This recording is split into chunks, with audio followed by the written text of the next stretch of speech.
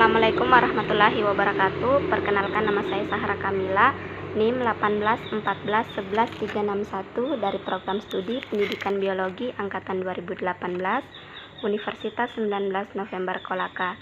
Pada video ini saya akan mempresentasikan PPT saya yang bertemakan kerusakan lingkungan akibat proses alam, di mana proses alam yang saya ambil yaitu peristiwa Gunung Meletus. Pertama-tama saya akan menjelaskan apa itu yang dimaksud gunung meletus.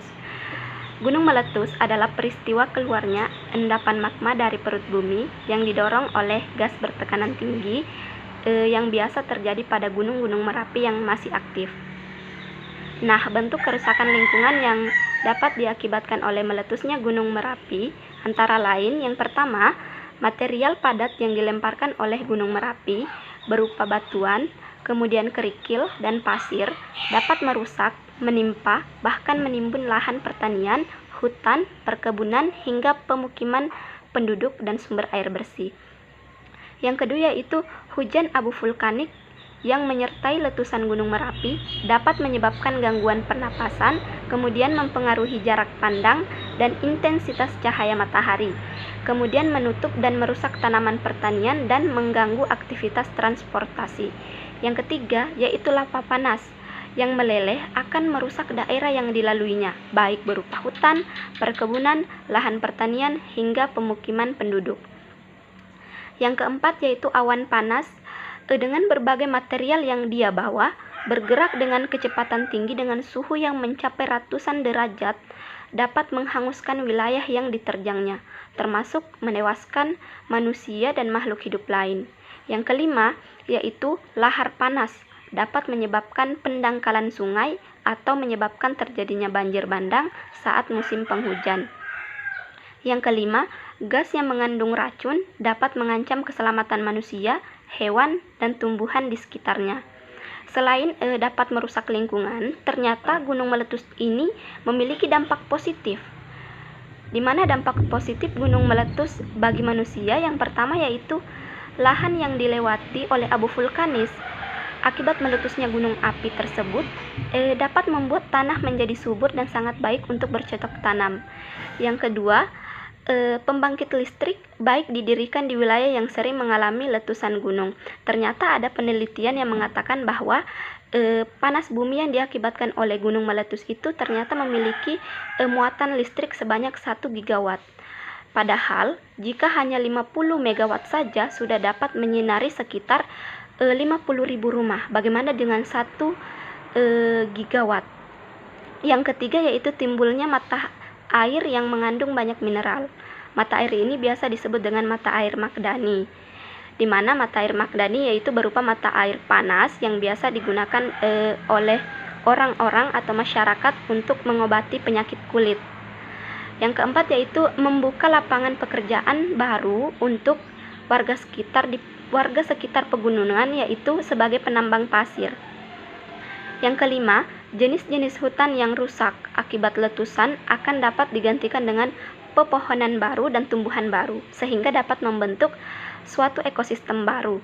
Yang keenam, berpotensi terjadi hujan orografis di daerah vulkanis, di mana hujan orografis itu sendiri yaitu hujan yang terjadi di daerah pegunungan, di mana udara yang mengandung uap air akan naik ke atas gunung dan menyebabkan terjadinya penurunan suhu, kemudian terkondensasi dan akhirnya akan turun hujan.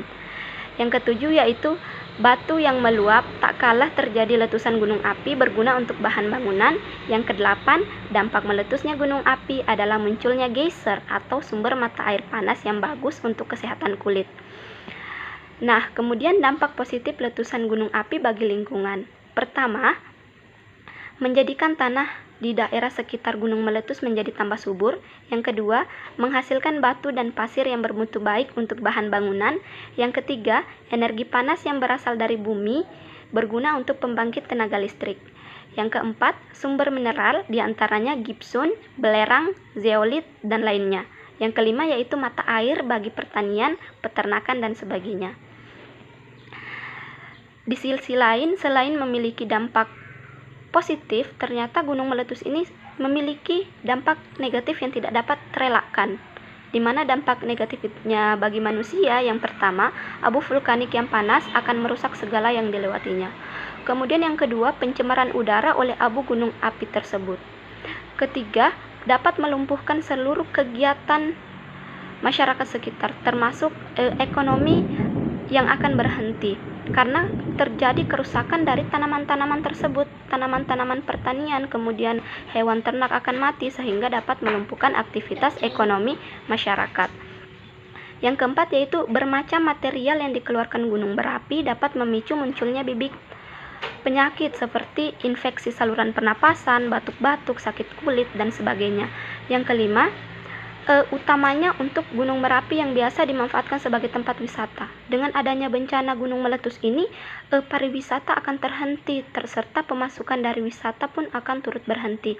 Yang keenam, terjadi kecelakaan akibat jalanan yang licin, berdebu, kemudian makanan yang terkontaminasi racun akibat gas-gas beracun yang dikeluarkan oleh gunung meletus. Yang ketujuh yaitu hujan debu yang menghalangi pandangan dan mencemari udara sekitar dapat menyebabkan pemanasan global. Yang kedelapan yaitu lahar panas mengakibatkan kebakaran hutan sehingga ekosistem hutan akan terancam termasuk satwa yang tinggal di dalamnya. Selain itu, dampak negatif letusan gunung api bagi lingkungan yang pertama, bahaya secara langsung. Gunung meletus seperti awan panas, guguran material letusan gunung, bebatuan, abu vulkanik, lava, dan erosi tanah. Yang kedua, bahaya tak langsung seperti terjadinya polusi udara oleh zat beracun, air tercemar, dan lahan rusak. Nah, untuk menanggulangi gunung meletus itu sendiri, ternyata kita sebagai masyarakat harus melakukan antisipasi, di mana penanggulangan bahaya letusan gunung Merapi itu yang pertama, memantau terus aktivitas gunung api yang aktif. Kemudian yang kedua yaitu informasi ketika sudah tampak tanda gunung akan meletus dapat tersampaikan ke masyarakat sekitar dengan cepat. Bagaimana cara seseorang atau cara para pemantau tersebut ketika telah ada gejala-gejala yang timbul mengenai gunung akan meletus, maka harus cepat diinformasikan ke masyarakat. Yang ketiga yaitu bahaya karena aliran lahar ini dapat dicegah dengan cara membuat tanggul-tanggul yang akan mengurangi jumlah air kawah. Yang keempat yaitu wilayah yang rawan bencana sebaiknya ditinggalkan karena dapat membahayakan keselamatan penduduk. Yang kelima yaitu pemetaan wilayah yang rawan bencana. Dengan adanya gunung meletus ini, dengan adanya gunung yang aktif di daerah, setidaknya para peneliti melakukan penggambaran wilayah atau pemetaan agar masyarakat dapat mengetahui bahwa ini loh daerah yang rawan akan gunung meletus. Mungkin itu saja yang bisa saya jelaskan. Mohon maaf atas segala kekurangan. Saya akhiri, wabillahi taufiq wal hidayah. Wassalamualaikum warahmatullahi wabarakatuh.